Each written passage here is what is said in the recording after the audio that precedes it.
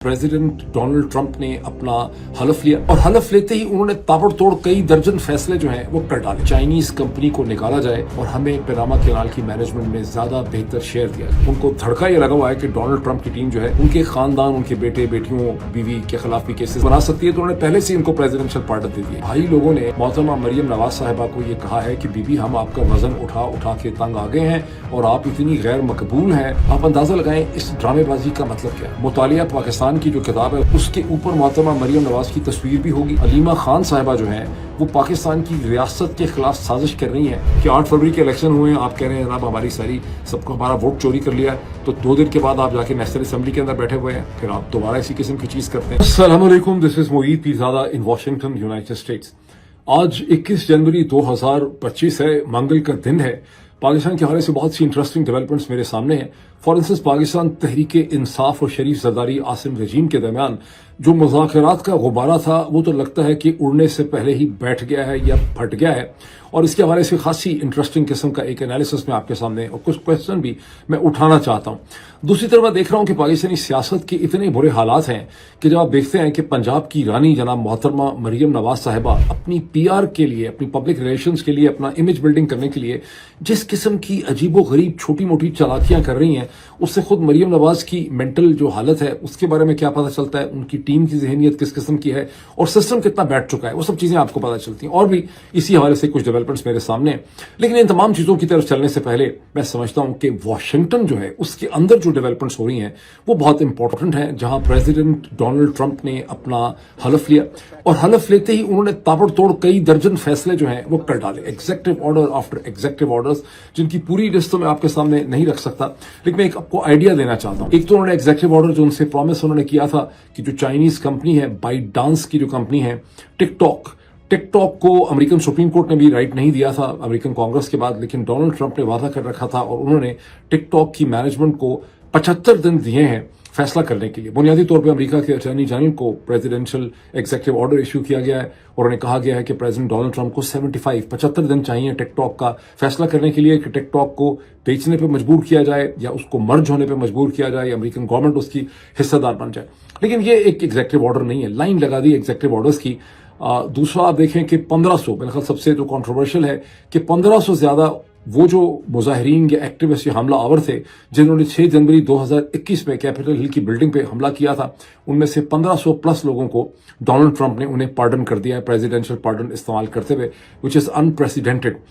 America एक और चीज उन्होंने की है कि अमेरिका में जो लोगों को जो भी लीगली अमेरिका में होता था, एक टूरिज्म भी चल रही थी बर्थ राइट के हवाले से कि लोग अपना बच्चा पैदा करने के लिए अमेरिका आते थे टूरिस्ट वीजा के ऊपर, वो जो राइट था कि अगर आपका बच्चा अमेरिकन सॉइल पे पैदा होगा और वो उसको फौरी तौर पे पासपोर्ट मिलेगा, उस राइट को डोनाल्ड ट्रंप ने खत्म कर दिया है। मैक्सिको और अमेरिकन बॉर्डर के ऊपर इमिग्रेशन के हवाले से उन्होंने इमरजेंसी का ऐलान कर दिया है और एक बड़ा इंटरेस्टिंग डिसीजन जो उन्होंने किया है वो ये किया है कि पनामा कैनाल जो है उसका उन्होंने कहा है कि हमें इसका कंट्रोल चाहिए। मैं इस पर थोड़ा सा डिटेल कमेंट भी करता हूं। थोड़ा सा आपको ये बता दूं कि जो पहले नॉमिनी है डोनाल्ड ट्रंप के, Marco Rubio, senator Marco Rubio, 99-0 से यानी ओवरवेलमिंग 99 वर्सेस 0 से वो है सेक्रेटरी ऑफ स्टेट की उनकी कॉन्फर्मेशन हो गई है। मार्को रूबियो एक एंटी चीन हॉक हैं, बहुत ज्यादा वो उनकी जो पॉलिसी है वो एंटी चाइना है। एट द सेम टाइम वो इसराइल के बहुत बड़े फ्रेंड हैं। और बात है, खुद तो वो क्यूबन बॉर्न एक क्यूबन इमिग्रेंट फैमिली से उनका ताल्लुक है, लेकिन ये उनकी पॉलिसी है बुनियादी तौर पे। अब मैं क्विकली आपको थोड़ा सा ये बताऊं कि पनामा कैनाल दुनिया की बहुत ही गैर मामूली किस्म की वाटरवे है जो दुनिया के 2 बड़े ओशंस को, दुनिया के दोनों बड़े बिगेस्ट ओशंस को, पैसिफिक और अटलांटिक को आपस में कनेक्ट करती है। अटलांटिक की साइड से जो कैरेबियन सी है वहां से ये कैनाल ओरिजिनेट करती है, फिर एक आर्टिफिशियल लेक बनाई गई है और वो इसको पैसिफिक के साथ दूसरी तरफ कनेक्ट करती है। वैसे इसकी कंस्ट्रक्शन शुरू तो की थी 19वीं सदी के आखिर में फ्रांस ने, लेकिन पैसे और रिसोर्सेज की कमी और बहुत ज्यादा वर्कर्स मारे जा रहे थे तो उन्होंने इसको अबंडन कर दिया। फिर अमेरिका की कंपनीज इसमें आई और इसको कंप्लीट किया। 1904 से 1914 के दरमियान बहुत ज्यादा काम हुआ, बड़ी एक्सपेंसिव, कहते हैं बहुत मुश्किल इंजीनियरिंग ये प्रोजेक्ट था। लेकिन इसको 1977 में इसकी जो मैनेजमेंट है, 1914 से 1977 तक इसकी मैनेजमेंट जो है वो अमेरिकन कंपनी और अमेरिकन हुकूमत के पास थी और अमेरिका का एक जो सदर्न कमांड है वो भी एक जमाने में पनामा के अंदर बेस होती थी। पनामा एक तरह से अमेरिका का हिस्सा ही रहा है। पनामा پورے لاطینی امریکہ کے اندر سب سے پرو امریکن کنٹری ہے، چھوٹا سا ننا منا سا، یہاں پہ امریکن بیس رہا ہے سدرن کمانڈ کا، یہ ڈالر کو ایز اے کرنسی یوز کرتے ہیں اور بڑی امریکہ کے لیے بڑی پازیٹیو فیلنگ پائی جاتی۔ لیکن پیناما کینال جو تھی وہ ایک بون آف کنٹینشن تھی، جس کی وجہ سے یہاں پر ایک سوورینٹی کی فیلنگ تھی کہ بھی امریکہ نے ہم پہ قبضہ کیا ہوا ہے، ہماری زمین پہ امریکہ کینال کو مینج کر رہا ہے، یہاں اس کے حوالے سے بہت فسادات ہوئے، لوگوں کی جانیں ضائع ہوئیں۔ اور 1977 میں دی دین امریکن پریزیڈنٹ جمی کارٹر نے اس کی جو مینجمنٹ تھی اس کو شیئرنگ بیسس پہ 77 سے 99 تک پیناما کے حوالے کر دیا تھا، اور امریکہ اور پیناما کی حکومت مل کے اسے مینج کرتے رہے۔ 1999 میں اس کا total control Panama canal authority کے پاس چلا گیا جو پینامین ہے، اور ابھی جو مسئلہ ہے جس وجہ سے ڈونلڈ ٹرمپ کہہ رہے ہیں کہ ہمیں اس کا کنٹرول واپس چاہیے، وہ بنیادی طور پہ ایشو یہ ہے کہ 1996 کے بعد سے چائنیز کمپنی جو ہے، ہانگ کانگ بیس کمپنی ہے، ہچسن ویمپوا میرا خیال اس کا نام ہے، جس کے پاس اس کی مینجمنٹ چلی گئی ہے۔ اچھا، اب جب یہ مینجمنٹ اس کی گئی تھی ہچسن ویمپوا کے پاس 1996 میں، تو ہانگ کانگ اس وقت تک میرا خیال ہے پوری طرح سے چائنا کو ریٹرن نہیں ہوا تھا، اور لگ یہ رہا تھا کہ ہانگ کانگ ایک آٹونومس ہی رہے گا۔ اور ویسے بھی جو مینجمنٹ ہے اس کی،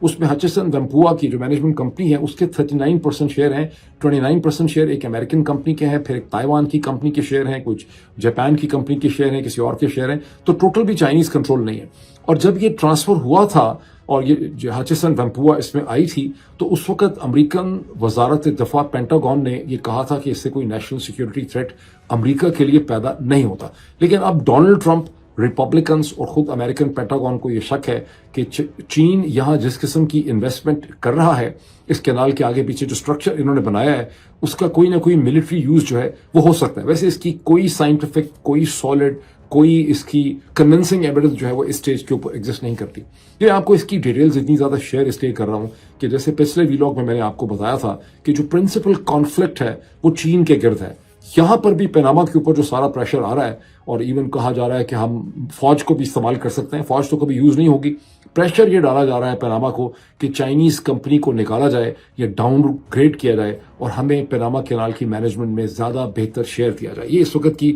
جو ہے وہ ٹینشن ہے۔ اس کے علاوہ بھی ایک بڑا عجیب و غریب تو خیر کیا ہے، لیکن بہرحال ایک نیگیٹو فیصلہ کیا ڈونلڈ ٹرمپ نے۔ انہوں نے پیرس کلائمیٹ ٹاک سے امریکہ کو دوسری دفعہ ایک ہی ڈیکیڈ کے اندر، پچھلی دفعہ بھی جب آئے تھے تو پیرس کلائمیٹ ٹاک سے امریکہ کو وڈرا کر لیا تھا، ایک بار پھر امریکہ کو وڈرا کر لیا۔ وجہ کیا ہے؟ اس لیے کہ ڈونلڈ ٹرمپ جو ہے وہ آئل اینڈ گیس کی ڈرلنگ کرنا چاہتے ہیں امریکہ کے اندر۔ وہ کہتے ہیں drill baby drill, drill baby drill ان کا سلوگن ہے، اور ان کو لگتا ہے کہ یہ ٹاکس اور یہ اس کلائمیٹ نیگوسیشن کا حصہ ہونا جو ہے وہ امریکہ کے اکنامک انٹرسٹ کے اندر نہیں ہے۔ تو یہ وہ ساری چیزیں ہیں جو انہوں نے ابھی تک کی ہیں۔ پاکستان کی طرف چلنے سے پہلے ایک انٹرسٹنگ چیز اور امریکہ کے حوالے سے نوٹ کر لیں کہ آنے والے پریزیڈنٹ ڈونلڈ ٹرمپ نے تو 1500 لوگوں کو پارڈن دیا ہی، معاف کر ہی دیا جن کے اوپر چارجز تھے، لیکن جانے والے پریزیڈنٹ جو تھے جناب جو بائیڈن جو ہیں، ان کے بھی ایسے ہوش اڑے ہوئے تھے کہ انہوں نے بھی دبا دب دھڑا دھڑ انہوں نے پریزیڈنشل پارڈن کا انہوں نے استعمال کیا،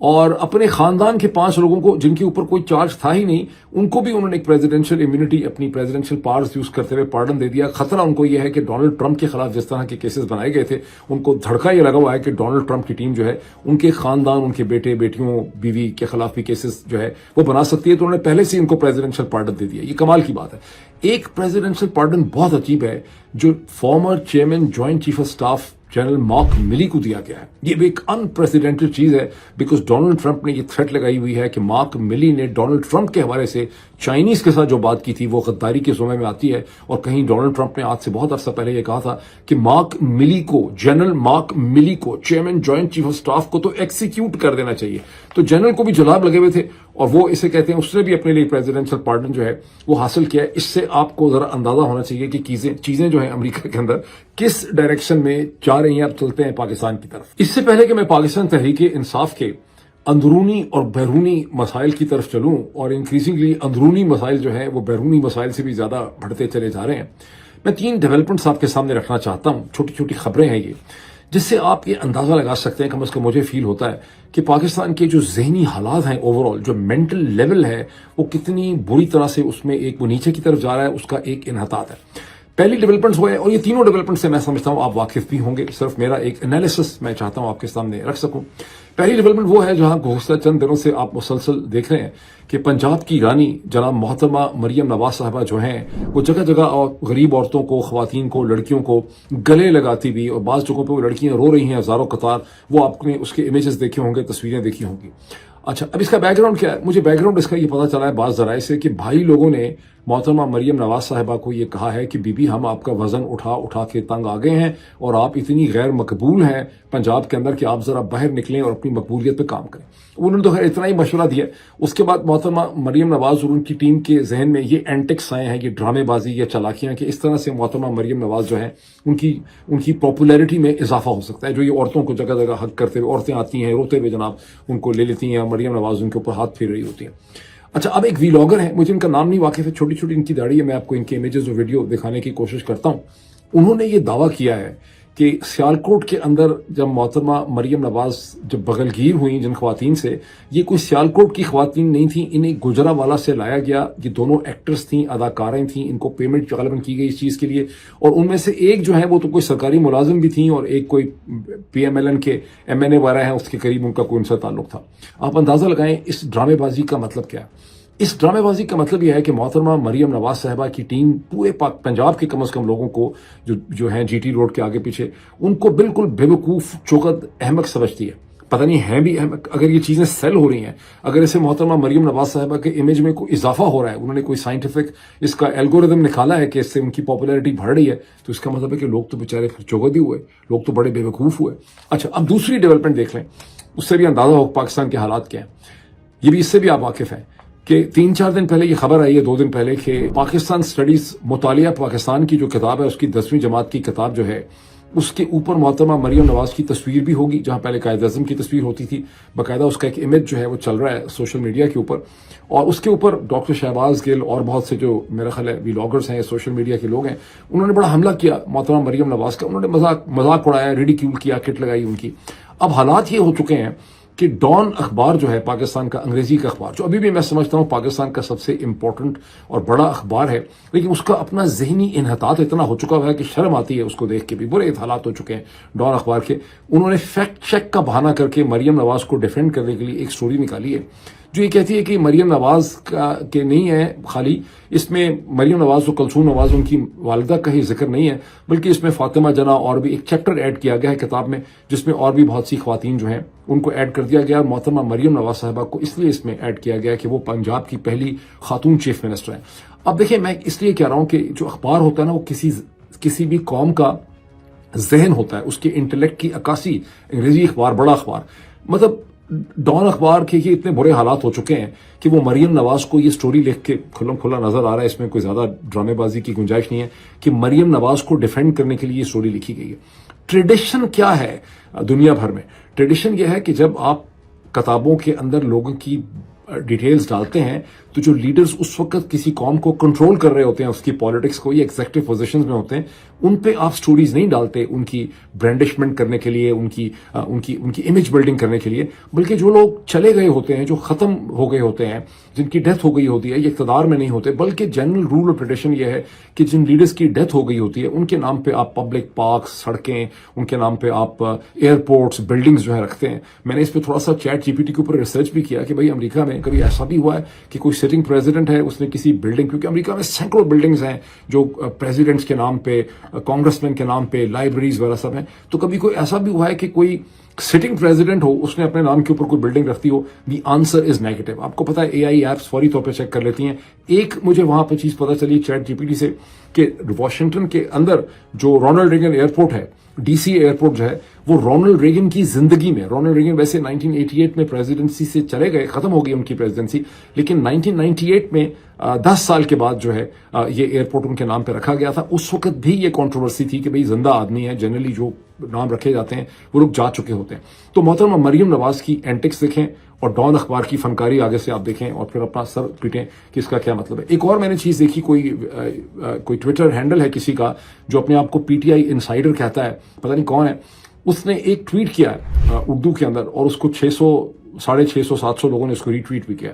اس ٹویٹ کے ساتھ ایک پوری کانورزیشن لگی ہوئی ہے کہ کیسے عمران خان کی ہمشیرہ جناب محترمہ علیمہ خان صاحبہ جو ہیں وہ پاکستان کی ریاست کے خلاف سازش کر رہی ہیں. آپ اس میں پڑھتے ہیں انگریزی تو آپ کو پتہ چلتا ہے کہ بڑی سمپل انوسنٹ قسم کی کانورزیشنز ہیں جو علیمہ کر رہی ہیں ایک برطانوی صحافی کے ساتھ, ایک امریکن صحافی کے ساتھ. مختلف میسج ایکسچینج ہوئے جو زیادہ اچھا. اب یہ کتنا یعنی حالات برے ہو گئے ہیں کہ آپ کو انگریزی پتہ نہیں پڑھنی نہیں آتی, آپ کو سمجھ نہیں آتی, ذہنی انحطاط اتنا ہے. جو ایکچوئل سیریس وہاں چیز بنتی ہے کہ یہاں پہ کلیم یہ کیا جا رہا ہے علیمہ کی واٹس ایپ میسیجز جو ہیں وہ لیک ہو گئے. تو ایکچوئل جو جرم یہاں پہ بنتا ہے کہ جو پرائیویٹ کانورزیشن ہے علیمہ خان صاحبہ کی واٹس ایپ کی, اسے لیک کیا گیا ہے. دس از واٹ. اور یہ ویسے ایسے ہی نہیں ہے, یہ کوئی ٹویٹر ہینڈل کے ویسے ہی کوٹ کے ظاہر ہے کہ یہ کانورزیشن اس کو دی گئی ہے یہ کرنے کے لیے. میں جب یہ چیزیں دیکھتا ہوں تو مجھے سیریسلی پریشانی ہوتی ہے کہ پاکستان کا مستقبل کیا ہے. مجھے ایسا لگتا ہے کہ آئی کیو, سینس, ججمنٹ جو ہے وہ اتنی بری طرح سے نیچے جا چکی ہے کہ مجھے کچھ اس میں بہتری کے اثرات کم ہی نظر آ رہے ہیں. اب آئے پاکستان تحریک انصاف اور شریف زرداری عاصم رجیم کے درمیان کے جو معاملات اور مسائل ہیں اس کی طرف.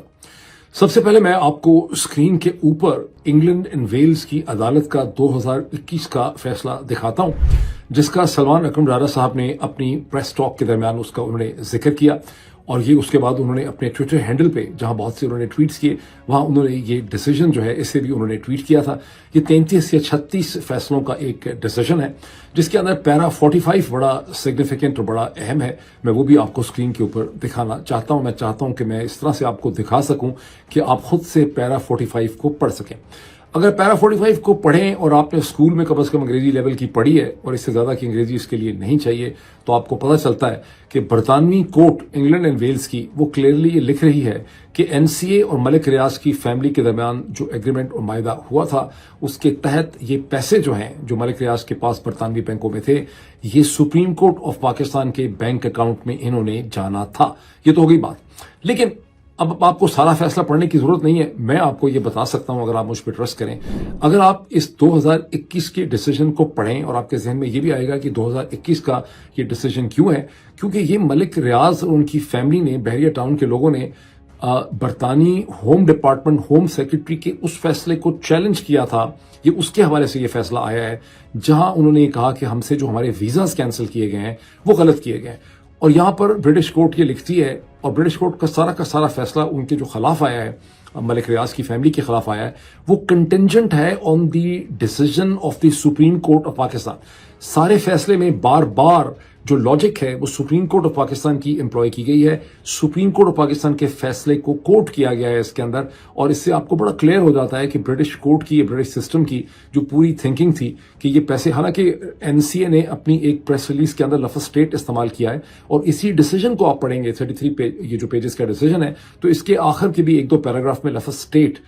جو ہے وہ یوز ہوا ہے. لیکن سینس اس کی یہ ہے کہ یہ پیسے جو ہیں یہ سپریم کورٹ آف پاکستان کے بینک اکاؤنٹ میں واپس جائیں گے.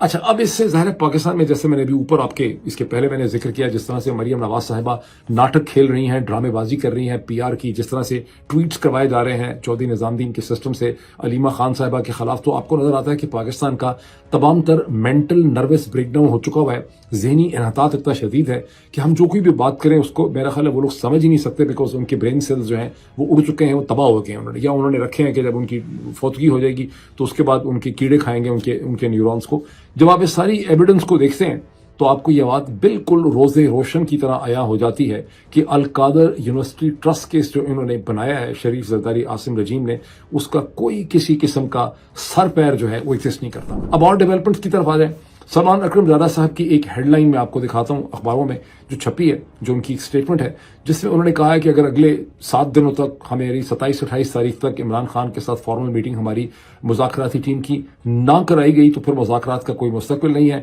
اور اس کا چوتھا راؤنڈ جو ہے وہ نہیں ہو سکے گا. ویسے اگر سلمان اکرم ڈارا صاحب جو ہیں وہ یہ نہ بھی کہیں تو بھی لگ رہا ہے کہ مذاکرات کہیں نہیں جا رہے, ان کا غبارہ اڑنے سے پہلے ہی پھٹ گیا ہے. کیونکہ دوسری جو پریس ٹاک ہے آپ دیکھیں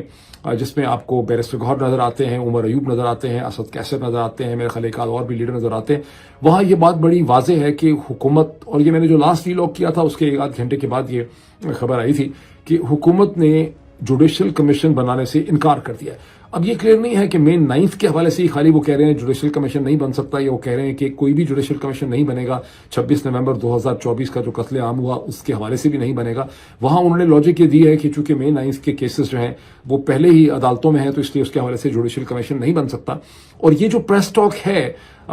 جس سے پہلا بات تو آپ کو یہ پتہ چلتی ہے کہ جوڈیشل کمیشن نہیں بن رہا، اس پریس ٹاک کے اندر بیرسٹر گوہر جو ہے وہ ایکسپلین کرتے ہیں کہ یہ ایک بہت ہی بوگس آرگومنٹ ہے، اس لیے کہ دنیا بھر میں جوڈیشل کمیشن ایسے کیسز کے اوپر بھی بن جاتے ہیں جہاں پہ کیسز عدالت میں ہوں، اور ہندوستان کی انہوں نے 2-3 اس حوالے سے ایگزامپلز جو ہیں وہ دی ہیں۔ بنیادی پوائنٹ کیا ہے اس پوری پریس ٹاک کا؟ بنیادی پوائنٹ یہ ہے کہ اصل میں جوڈیشل کمیشن حکومت بنانے کو تیار ہی نہیں ہے۔ اب حکومت جوڈیشل کمیشن کیوں نہیں بنانا چاہتی؟ میرا تو یہ خیال تھا کہ ایک لوڑا لنگڑا قسم کا جوڈیشل کمیشن بنا ہی دیں گے۔ آخرکار جو کانسٹیٹیوشن ایونیو ہے اس کے اوپر ایک بلڈنگ میں انہوں نے سپریم کورٹ آف پاکستان کو دفن کر دیا ہے، تو جوڈیشل کمیشن سے کیا نکلے گا؟ لیکن اب شک لگ یہ رہا ہے کہ یا تو ویسے ہی بالکل نان سیریس ہیں، یا پھر ایک ان کو بہت زیادہ نان سیریس تو ہیں ہی، لیکن ان کو یہ بھی لگتا ہے کہ ان کے اپنے جو جرم ہے چھپانے والے مئی 9 کے حوالے سے، بیکاز جیسا لوڑا لنگڑا بھی جوڈیشل کمیشن بنے گا، اگر وہ کہے گا کہ بھائی فوٹیج لے کر آئیں، سی سی ٹی وی فوٹیج لے کر آئیں مئی 9 کی، پھر یہ سوال اٹھے گا کہ فوٹیج کہاں چلی گئی، پھر یہ سوال اٹھے گا کہ فوٹیج تھی کس کی، کیسے گم ہو گئی، کون ذمہ دار ہے، کوئی انویسٹیگیشن شروع ہو جائے گی، سوال اٹھیں گے، میڈیا میں ڈسکشن ہوگی، وہی لاگرز کو مواد ملے گا، تو یہ اس سے اتنے گھبرائے ہوئے ہیں۔ اسی طرح 26 نومبر کو کیسے کور کریں گے؟ لوگ کہتے ہیں، بہت سے آئی وٹنسز ہیں جو بتاتے ہیں کہ لاشوں کو ٹرکوں میں ڈال کے اٹھا کے وہاں سے لے گئے، تو یہ ساری چیز کو سمجھتے ہیں کہ یہ ایشوز کھڑے ہوں گے اور یہ اس میں پڑھنا ہی نہیں چاہتے، اسے ایوائڈ کر رہے ہیں، ڈرتے ہیں اس سے۔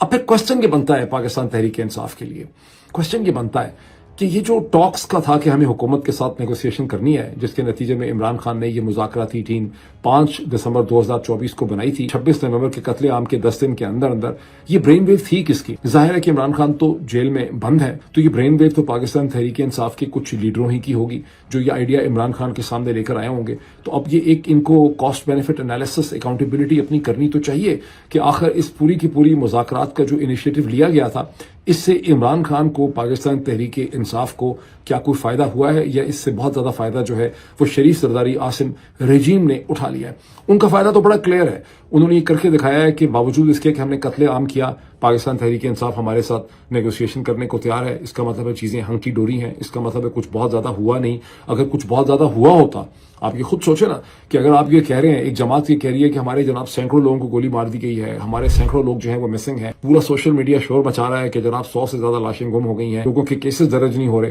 تو وہ سیاسی جماعت جس کے وہ ورکرز تھے وہ حکومت کے ساتھ نیگوسیشن میں شامل ہو جاتی ہے، مذاکرات ان کے ساتھ کرتی ہے، تو در حقیقت وہ رجیم کو پاکستان تحریک انصاف نے لیجٹمائز کیا، اس کو انہوں نے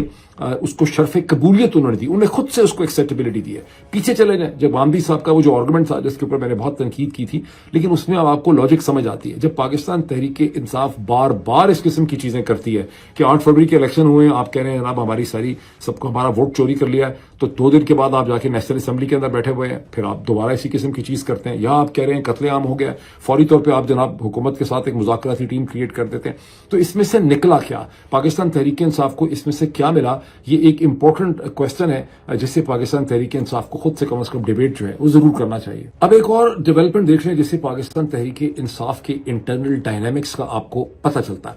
جب میں نے 2 دن پہلے محترمہ بشرا بی بی کو سزا ملنے کے حوالے سے میں نے ایک خبر آپ کو دی تھی، تو ظاہر ہے پاکستان تحریک انصاف کے اندر بہت سی پیشانیوں پہ بل پڑے، میرے خلاف خاصا شور جو ہے وہ مچایا گیا،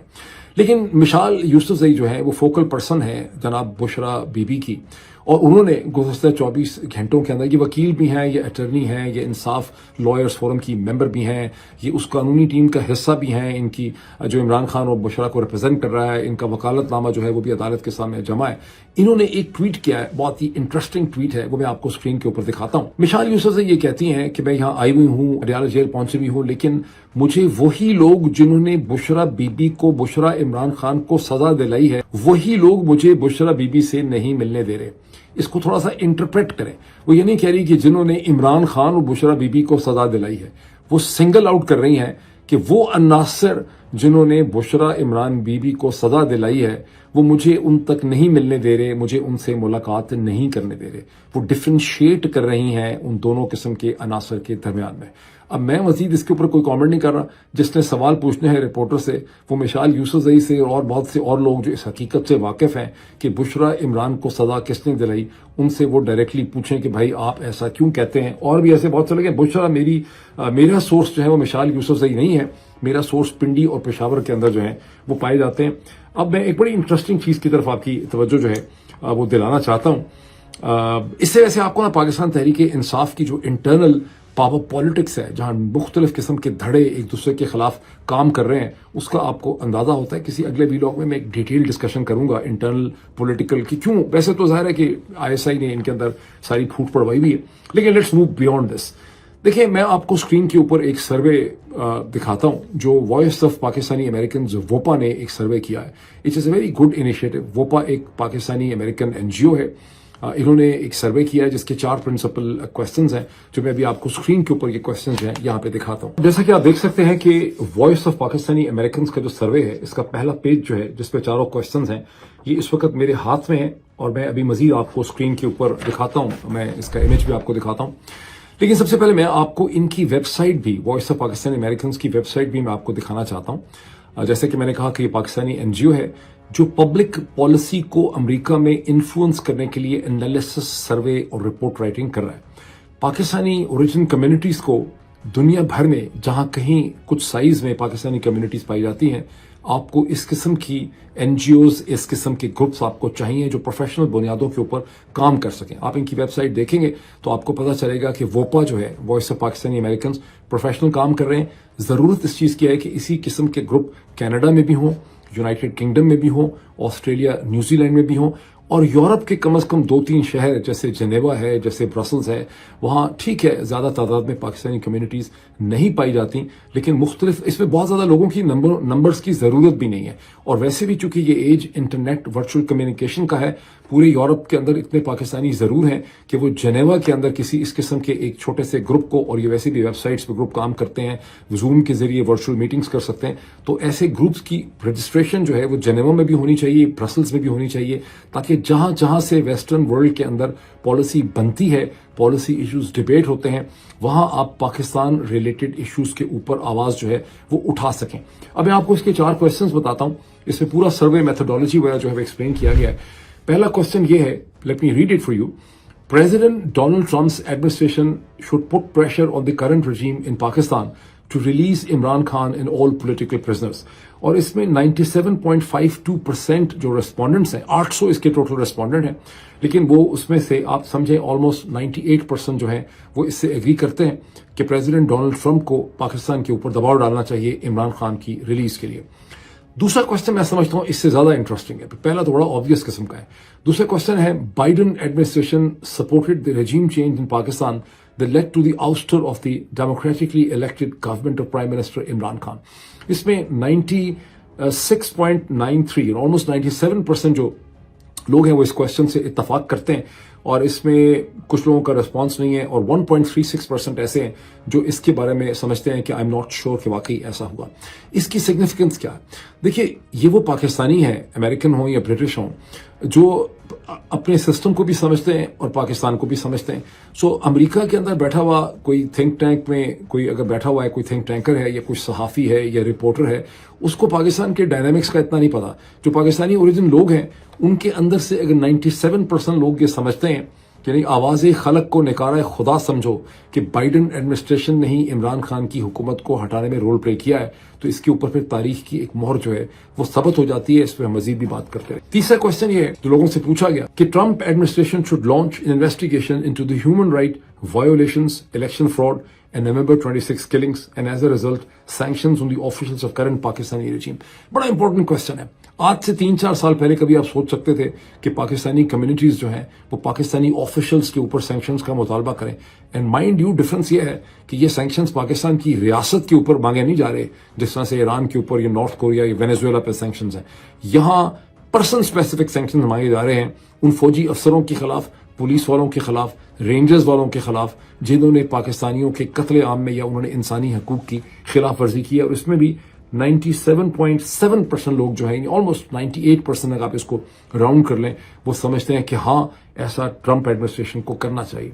چوتھا کوشچن ہے, House Resolution 901 should be transformed into a binding bill to enforce democratic principles in Pakistan, including holding violators of human rights and democratic principles accountable. اور اس میں 97.67 لوگ جو ہیں پرسنٹ لوگ اس سے اتفاق کرتے ہیں. once again almost 98% لوگ ہیں. I would say this is the beginning. لیکن میں سمجھتا ہوں کہ اس قسم کی جو این جی اوز ہیں جیسے وائس آف پاکستانی امریکنز ہیں یہ زیادہ افیکٹو ہوں گے جب آپ اپنے سرویز اور اوپینین میکنگ کے اندر پاکستانی مائنورٹیز کو بھی لے کے آئیں گے, خواہ وہ کرسچن ہوں, خواہ وہ ہندو ہوں, خواہ وہ احمدی یا قادیانی ہوں. آپ اس میں عورتوں کے کازز کو لے کے آئیں گے, آپ اس کے اندر جو اور مختلف قسم کے بلوچ کے اوپر جو کچھ ہو رہا ہے ان سب ایشوز کو بھی اگر آپ اندر لے کر آئیں گے تو پھر آپ دیکھیں گے کہ امریکہ کے اندر اور ویسٹرن ورلڈ میں اور بھی بہت سے گروپ ہوں گے جو آپ کے ساتھ آواز ملائیں گے اور اس سے آپ کی آواز کی طاقت میں اور اس کی ریزوننس میں اضافہ ہو جائے گا. ابھی اتنا ہی, پھر آپ سے ملاقات ہوتی ہے. Thank you.